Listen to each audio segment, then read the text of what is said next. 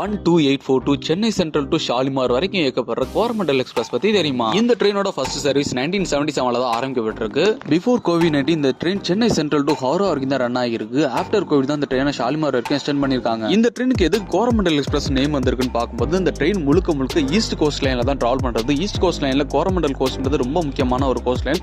அந்த கோஸ்ட் லைன்ல டிராவல் பண்றதுனால தான் இந்த ட்ரெயின் கோரமண்டல் எக்ஸ்பிரஸ் நேமே கொடுத்திருக்காங்க. இந்த train daily morning 7 o'clock MGR Chennai சென்ட்ரல்ல இருந்து டிபார்ட் ஆகி next day morning 11 o'clock Shalimar reach ஆகுது. ட்ரெயினோட மேஜரான ஸ்டாப்ஸ் பார்க்கும்போது ஓங்கோல், விஜயவாடா, தாடேபள்ளிகுடம், எல்லூர், விசாகப்பட்டினம், ராஜமுந்திரி, மாப்பூர், குர்தா ரோடு, புவனேஸ்வர், கட்டக், ட்ரக், பாலாசோர், கரக்பூர் வழியா ஷாலிமார் ரீச் ஆகுது. நான் ஏசி ஸ்லீப்பர்ல டிராவல் பண்றதுக்கு 695 rupees சார்ஜ் பண்றாங்க. கேரேஜ்ல இருந்து சென்ட்ரல் வரும்போது பார்த்தீங்கன்னா ஏகப்பட்ட பேர் இடம் பிடிக்கல, ரொம்ப மும்முரமா இருந்ததுல சொல்ல கிளாஷ் ஆயிடுச்சு. RPF தான் தடுத்தாங்க அந்த சண்டையை. வீடியோ பிடிச்சதா லைக் பண்ணி நம்மள சப்போர்ட் பண்ணாமீங்க guys. 98% ஆஃப் பீப்புள் சப்ஸ்கிரைப் பண்ணாம தான் பாத்தீங்க. சப்ஸ்கிரைப் பண்ணிட்டு பார்த்தா மோட்டிவேஷனா இருக்கும் ஃப்ரெண்ட்ஸ். தேங்க்ஸ் ஃபார் வாட்சிங்.